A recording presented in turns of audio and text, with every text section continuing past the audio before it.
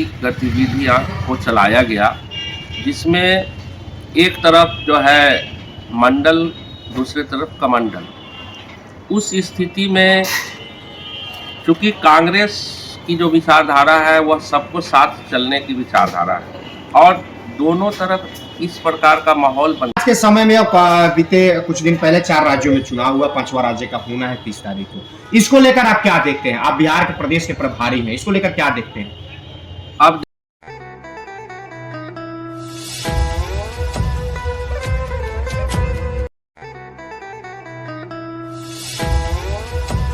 हमारे साथ उपस्थित हैं विवेक जी, यानी कि विवेक सिन्हा, जो कि अभी अभी बिहार के प्रदेश प्रभारी इनको नियुक्त किया गया है असंगठित कामगार एवं कर्मचारी कांग्रेस, भारतीय राष्ट्रीय कांग्रेस की तरफ से।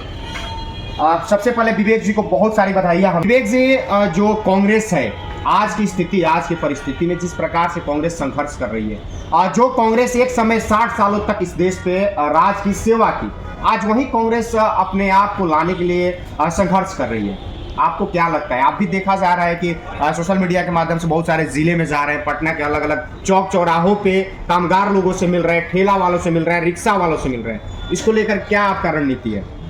चूँकि है क्या कि कांग्रेस जो है वो लोकतंत्र पे विश्वास रखने वाला दल है और जिसके अंदर में भारत बसा हुआ है, भारत की सोच बसी हुई है, जिस परिकल्पना के साथ भारत को बसाया गया था, रचाया गया था, वही कांग्रेस है।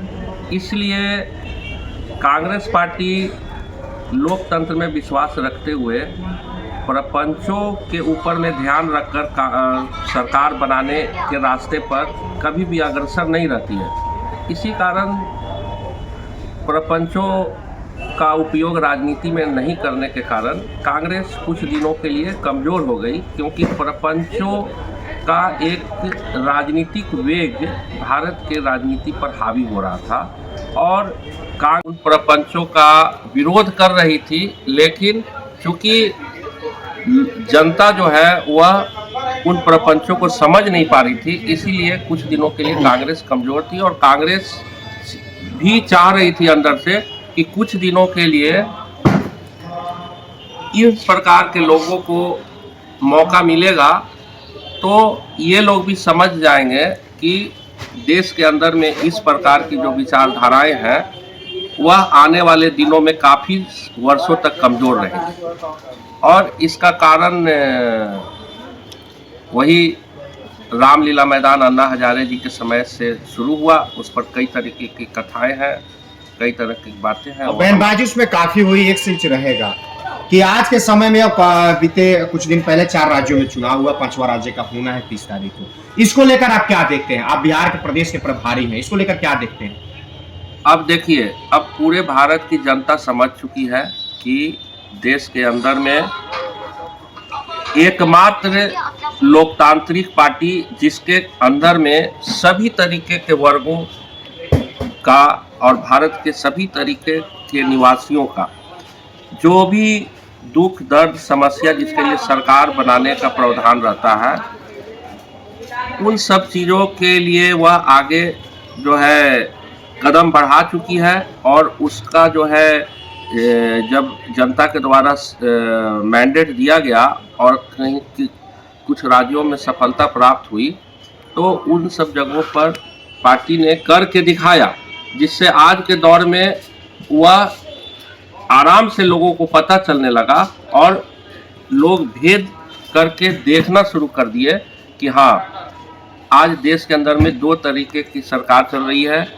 भारतीय जनता पार्टी के द्वारा जो जिन प्रदेशों में सरकार चलाई जा रही है वहाँ किस तरीके से चल रहा है और कांग्रेस के द्वारा जो राज्य शासित हैं वहाँ पर किस प्रकार से जो है शासन को चलाया जा रहा है।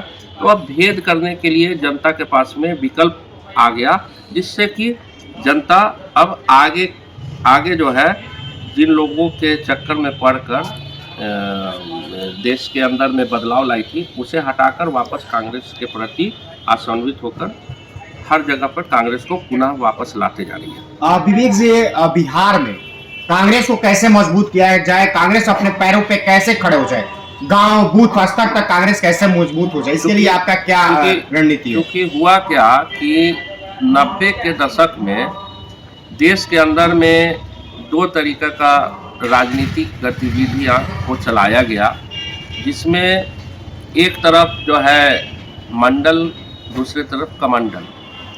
उस स्थिति में चूँकि कांग्रेस की जो विचारधारा है वह सबको साथ चलने की विचारधारा है और दोनों तरफ इस प्रकार का माहौल बन गया देश के अंदर में कि लोग जो है बट गए।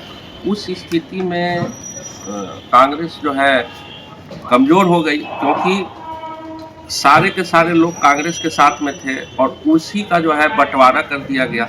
और बंटवारा करने के बाद जो है सारे लोग कांग्रेस से अलग होकर अन्य प्रकार के, जिसमें कई प्रादेशिक दलों का भी जो है गठन हुआ कई प्रदेशों में।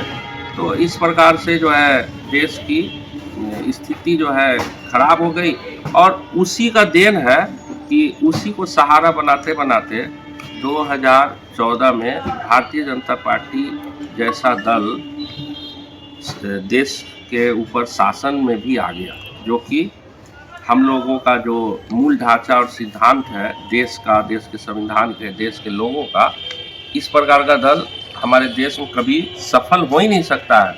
और वैसा दल भी वो सफलता प्राप्त कर लिया और सरकार में बैठ गया। अभी आपके द्वारा मजबूती को लेकर क्या कदम उठाए जा रहे हैं बिहार में? हमारे तरफ से चूँकि हमारा जो है विभाग जो है वह असंगठित कामगार एवं कर्मचारी जो जिन्हें कि सरकार के अंदर में भी काम करना है, लेकिन ऐसे तो जो भी असंगठित कामगार हैं उसका बहुत बड़ा सेक्टर जो है कि गवर्नमेंट के योजनाओं में काम करता है, लेकिन कुछ कर्मचारी भी ऐसे हैं जिन्हें कुछ लाभों से वंचित रखा गया है। तो वैसे लोग भी हमारे संगठन के दायरे में आते हैं। तो हम लोग जो है सबसे पहले तो जितने भी असंगठित कामगार हैं, जैसे कि नाई हो गया, बढ़ई हो गया, मकान बनाने वाले हो गए, रोड के किनारे जो रेहड़ी पटरी लगाते हैं ऐसे लोग, लोहार हो गया, बढ़ई हो गया, कई प्रकार का इसके अंदर एक बहुत बड़ा सूची है। और वो सूची क्या है, जब भी आप अपने दाएं और बाएं तरफ देखेंगे तो आपको वही लोग नज़र आएंगे।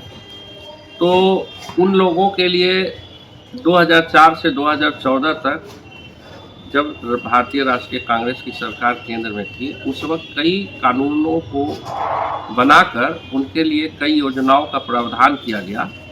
तो आज की जो वर्तमान सरकार है, एक साजिश के तहत उसको जो है लागू करने में धीमापन या किसी तरीक़ा से वह लागू नहीं रहने की स्थिति में रहे, वैसा कर रही है।